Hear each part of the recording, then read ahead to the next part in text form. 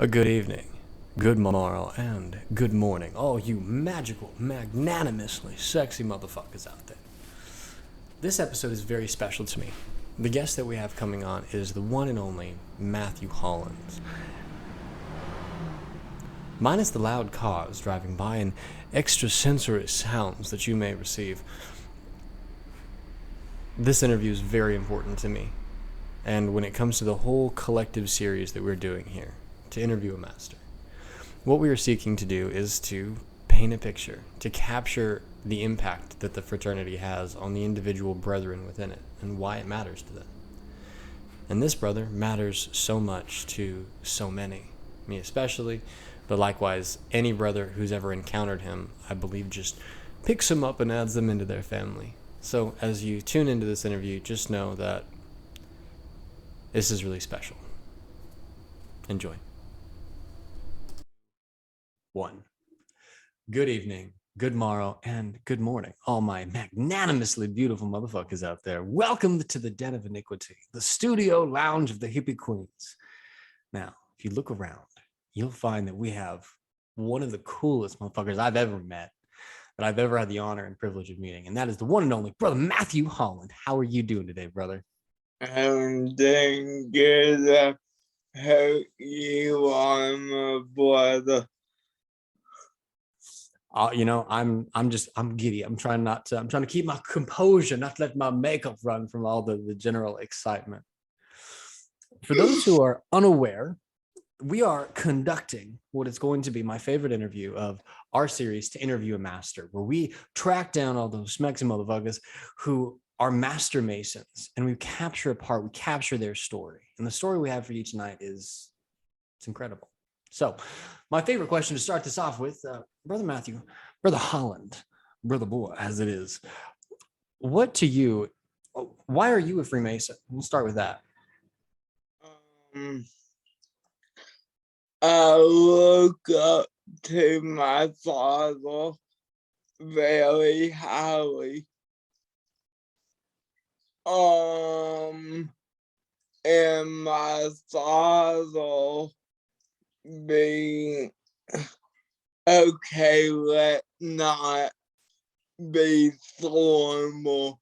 My daddy, okay, that was my daddy. You know, that's what I wanted to hear. He's a Mason and have been since 2000, I think. Yeah, 2000. So when you became a Freemason and following through the footsteps of your father, and then likewise this example set before you, what motivated you to take on those degrees? What was the experience that you took away when you became and rose to the sublime degree of a Master Mason? Well, it was eye-opening, like nothing I ever seen before. And to the day Masonry and its teachings are like nothing like I ever seen before. It's true what they say, a beautiful system of morality built in our glory, illustrated by symbols. Now, to you, what does it mean to be a Master Mason? Because this is a powerful title. I mean, I'll be honest. When I started within the craft, I heard that third degree, and I'm like, oh shit, that's some big dick energy right there. In your world, what does it mean to be a Master Mason? Well, for anybody who don't know, the Mason is the higher degree. Every other degree is lateral. Just like I'm a Knight Templar, but it doesn't take any away from me being the Mason. It means, well, Masonry means to me, and being a Mason means to me, in that you're laying aside your ego, and you are saying, teach me morality, teach me how to subdue my passions, teach me how to,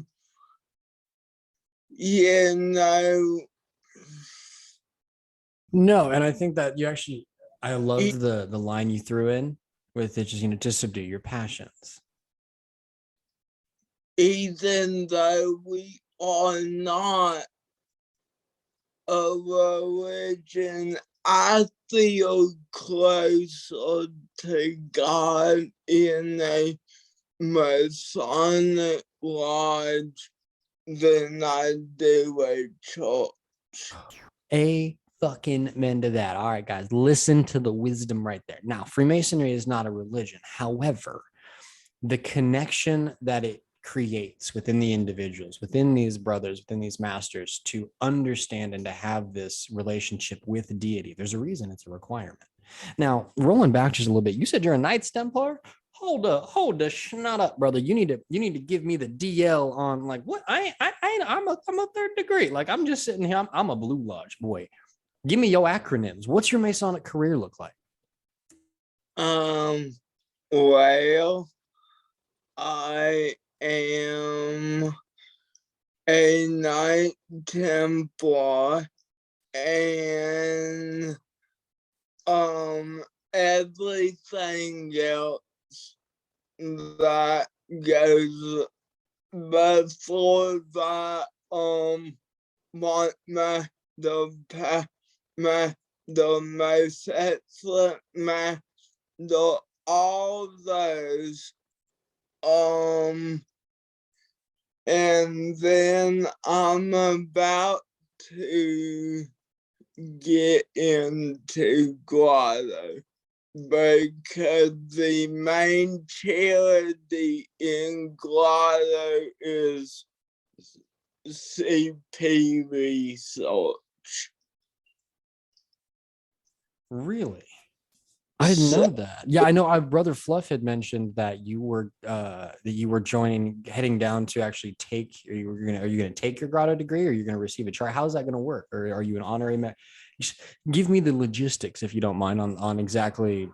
No, I am gonna take a degree, like joining the appendant bear body. I'm gonna pay for initiation. It nothing honorary, nothing like that. I'm just gonna what they'll want me to do, and honestly what I want to do, is they want to give me the grotto degree and then may take it back to North Carolina and create a grotto in North Carolina, which I really think would be cool. Dude, that's badass right there. That's a Masonic endeavor. That's really fucking cool. So what motivated you to really, oh, you already answered that question. All right. Okay. So with the different appendant bodies, what pushed you to go into those spaces, and what role do you think they serve within the craft outside of the Blue Lodge? You mean like why I picked York over Scottish? Yeah, that's a good way to ask. So what about the York Rite was most appealing to you? Because I'm Christian and most of your life is Christianity based, and so I just went with that. And also my dad is both, and he kinda was like, your life is a lot more interesting. And so I was like, okay, well, I made my decision then. Fair enough. Well, I mean, and honestly, York Rite, from what I've heard, is a lot more intimate. It's a lot more personal versus the Scottish Rites, big dramatic theatrics. Which, don't get me wrong, Lord knows this fabulous motherfucker loves dramatic, but I also prefer the attention on me. You know, I like to consider, when you take those first 3 degrees, they're very personal. They're very, they're deep. And so the York Rite always kind of had a prospect for me because it was this continuation and connection. I mean, many of us in the United States, especially, are Christian or have a Christian background, basis, or foundation. Do you think, or do you ever feel like the influence of Christianity within the York Rite is a challenge to members who are seeking that extra step, or do you think it's more of a step forward? Replays No worries. So don't know what you get at. So within the York Rite, when you get into that last body, the Knights Templar, or I'm probably the commandery. Bingo, that's right. Yeah. So when you get into the commandery, what role, why isn't it Buddhism, so to speak? Or when you look at why is it Christianity? Do you think that the purpose of Christianity in the York Rite, like, what do you think the purpose of Christianity as kind of a religious or spiritual devotion or commitment means? With it being Knight Templar, it was Knight Templar in the Crusades, and they were Christian. So this is actually, it's like a almost like a deeper historical path that you're following in that space, because I know building of King Solomon's temple comes from Judaic mythology, or that path, or the Abrahamic faith as it is. But there's not necessarily the requirement that you be Jewish, Muslim, or Christian. There's no religious requirement there. But when you get into the York Rite, you're really kind of following in the footsteps of this historical brotherhood of protectors and defenders of the Christendom, right? Well, it helps to be Christian, but you only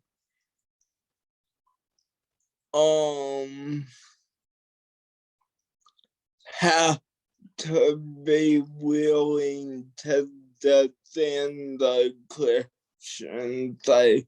So in theory, you could be Muslim, deist, whatever, and still be willing to defend the Christian faith. Okay. All right. I can rock with that. That's actually the first time I've ever had anyone explain it like that. And I like that. I can agree with that. That's really cool. Okay. So when we transition then out of the appendant bodies and back into the Blue Lodge and the root of the space, now this is where I think your story takes on, I mean, some of the most captivating components for me. Charity is at the foundation of what we do. And likewise, the people that we focus on inevitably, right? They're widows and orphans. They're the disenfranchised, the unfortunate, or those people who need, they need somebody. Like the Shrine, they focus so heavily on just improving the life of kids and making this their high focus and heavy space. Could you tell us a bit about what some of your experiences within the charity of Freemasonry are or have extended to? You mean Shrine Hospital? Yeah, if you wouldn't mind, or likewise, more look at it like this. So maybe a different way to word it would be, what to you is the most charitable experience that you've had within the craft? When I was the head of the, you remember on TikTok when I was raising money for the Oxford orphanage? Yeah.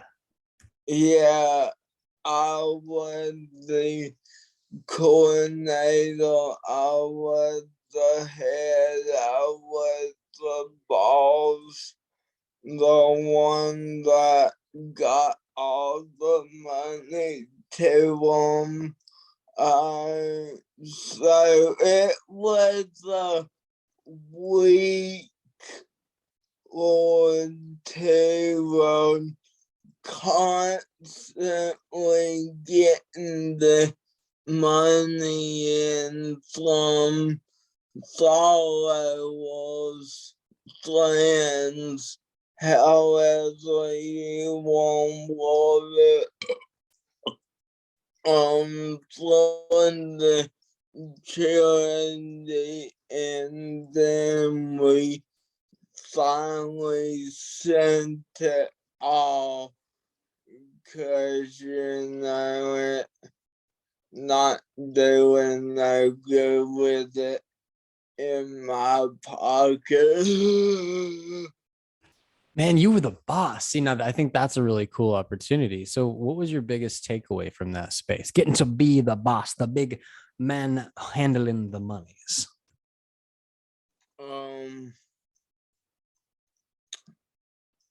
Finding out that there are still good people out here. You think models and rapists and all the, and you look at the world and sometimes it depresses you. And seeing that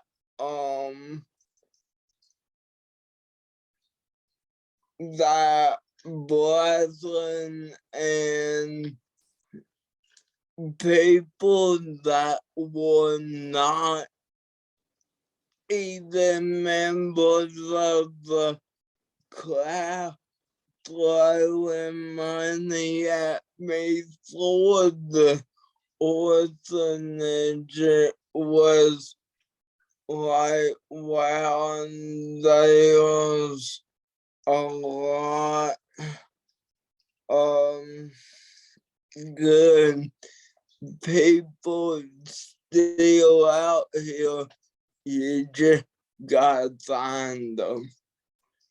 Yeah, that's, you know, I always I forget that sometimes. As many of you may know, I'm a rather esoteric Mason. And in general, like I'm always looking for the secrets, that kind of a thing. But one of the biggest secrets, right, is it's just good people and that they are out there. God, the world is fucking depressing. I get on TikTok, I spend my time on the internet, and it's dangerous. It's so damning to your mental condition. But man, you get into lodge and you're surrounded by light. You're surrounded by this support. And that's something that, you know, it's almost an unconscious thing, you know, the difference in that space. But yeah, there's faith, right? You can have faith restored when you get in a lodge and you get into this place where there's this positive flow of energy versus social media, the news, and everything, which is the exact opposite.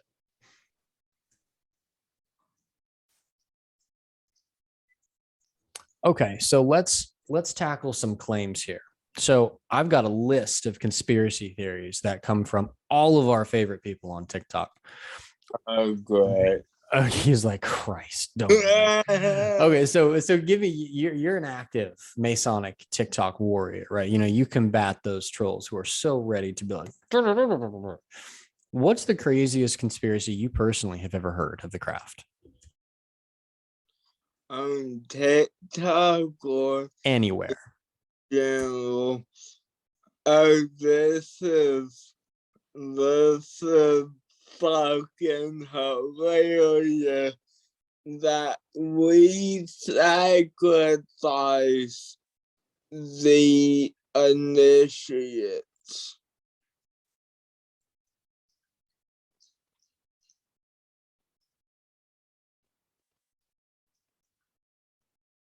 Sorry, my apologies. My cat came by, or a cat came by meowing extremely loud, and I got concerned for a moment. My apologies. I didn't mean to check out for there. That we sacrifice the initiates. What? How do we make more? Exactly. But I have heard someone say that. Okay, it's fucking scary sometimes. And I'll be honest, the first degree, especially if you've had zero. If I had now, again, I'm the idiot who's like, I'm going to research it. I'm going to figure it out. I'm going to do everything I can to spoil the initiatic experience. Had I not had any of that, and I literally went blind into my first degree, I probably would have shit myself. Like, it's a little scary, right? Like, okay, I walked into the preparation room and the guy was like, all right, get naked. What? Like, what do you mean? I was like, I never asked. Nobody ever mentioned anything about, and FYI, you don't have to get naked, but you have to put on special gear. And it was just, it got me. And I was like, what did I sign up for? I get naked. Like, I thought there was an app for that. What? I didn't know it was this kind of party. Like, I mean, hey, welcome to Missouri. I'll figure it out. I'll find my spot, but damn. Now, brother, as you've experienced, let's talk a little bit about your TikTok Masonic career, your engagement there. If I could, without I'm not allowed to be one of them, though I know I'm not. Who are some of your favorite brethren on TikTok to watch or content to stream? Not that we're not singling anybody out, right? But if you were to get on there, and look for anything, who are some of your favorite people to watch? Probably plus with um Gosh, it's so many. Bubba, I think his name is. He's an older brother. Know who I'm talking about? There's so many of them on TikTok, to be honest, in the sense that like I get on and I'm scrolling through my following, I'm like, sweet brother, brother, brother, brother, brother. It's almost TikTok's almost like an extended Masonic family. Like I've got more brethren that I talk to regularly and actively on there than, you know, a little shameful to admit, but then I do in lodge. Like there's like 3 people from my home lodge that I'm like, you know, talking to all the time, asking questions, etc. But TikTok, fuck me, man. I've got like 20, 30, you know, like it's all my followers are brothers. I can't even claim that it's because my content's good. It's just because I pay money and they're obligated to support their brother. Not that that's why they follow me, but you know what I mean. Yeah. Well. I'll joke around with my wife. I'm like, I don't have to make friends. I pay for my friends. I pay annual dues, so I have friends. And she's like, that's not fair. Mm-hmm. All right, brother. So, what is your favorite part about being a Freemason? Or yeah, start with that.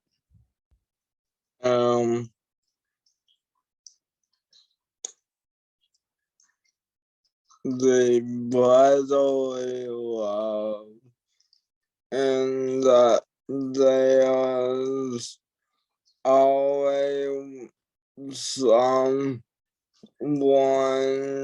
to listen when you need them to.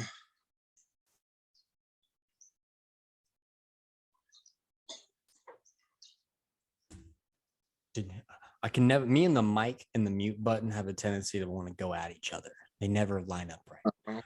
Uh, if you were going to look back, let's word it like this. If you were to meet a random candidate, somebody who came curious to the craft, they knew nothing about it. They felt like this was where they were supposed to be, but they were really scared about taking that first step, about asking a lodge, about inquiring about what was within. What would you say to them?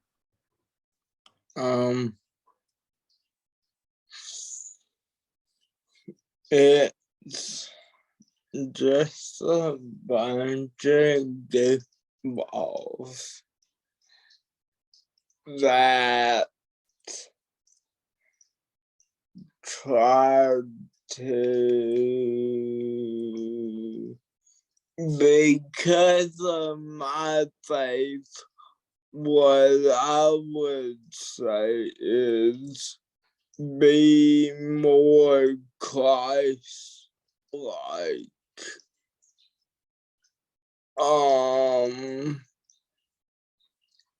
And help each other, and we do a whole heap of charity.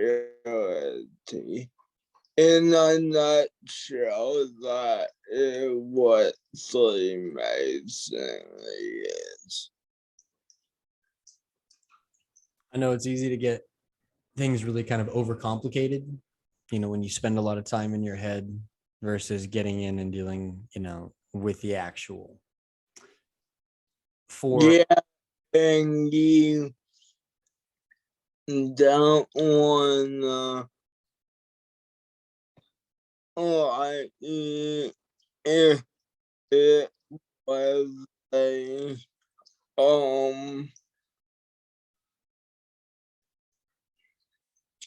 if it was a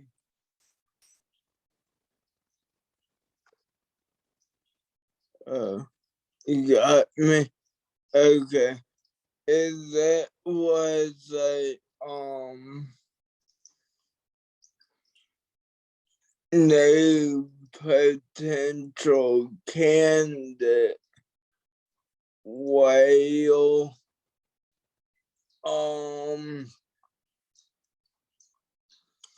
you don't wanna give the complicated explanation. Keep it simple, keep it smooth, keep it on the level as it goes. I could give the complicated big boy wolves Masonic explanation that most people would be like, what the fuck he talking about?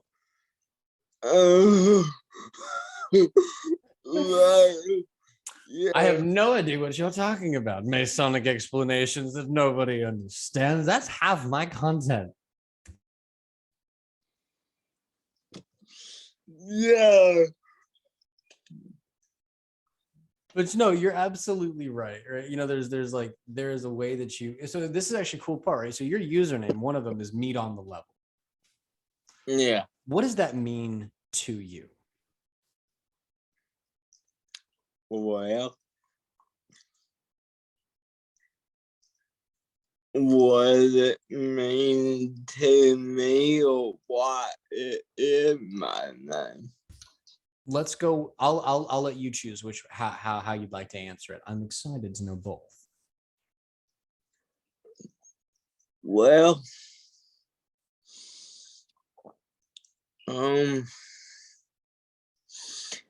there was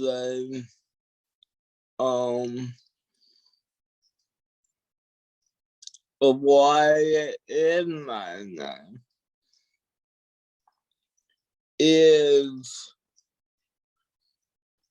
because we had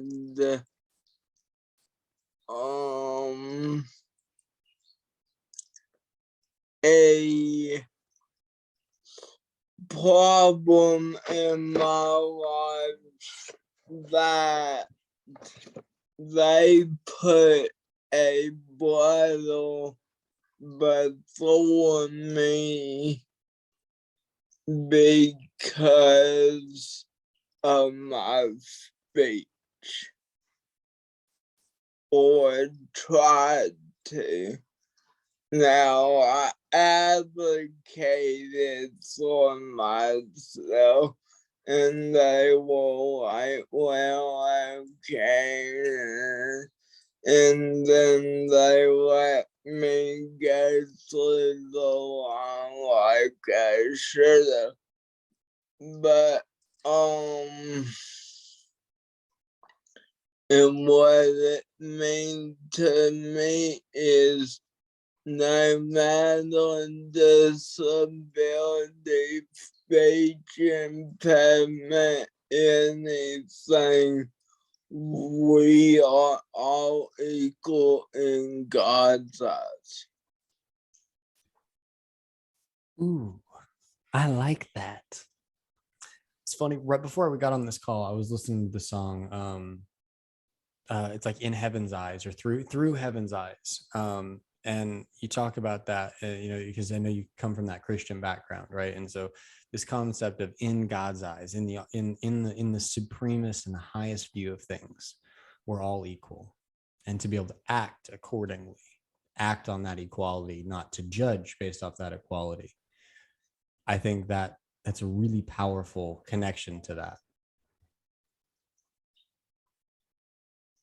Well, brother, we're coming right now, and this is just due to my Zoom membership that I need to correct. So we're going to come on and hop back on for a part 2 here in just a little bit. But we've got 3 minutes left. How do you want to send off for our viewers today? Those bad boys, those sneaky snarks, hiding, watching, and discovering this content. How would you send them off? How would you like to close out this video today? Well,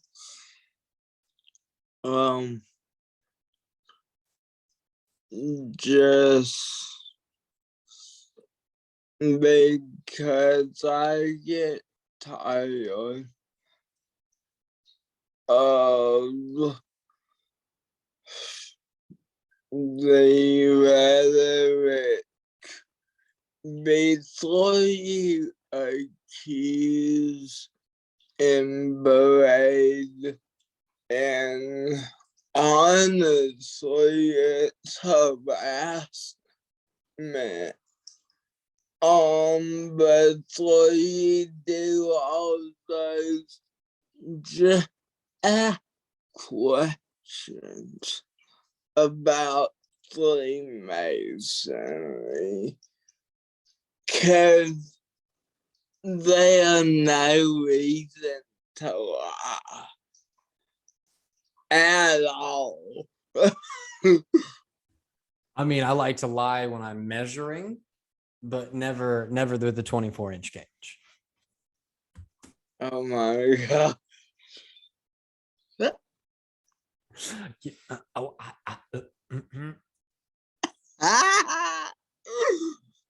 Your wife doesn't let you lie.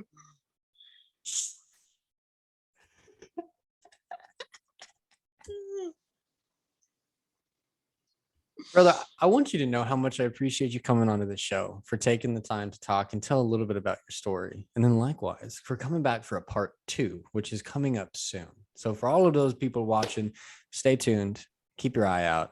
Episode 2 coming up soon. 3, 2, 1. Oh, wow, that's recording. So if you ever see me look away, the screen is right here. The camera is right here. So if I'm looking this way, it's only because I'm trying to get the visual cues to it. So I apologize.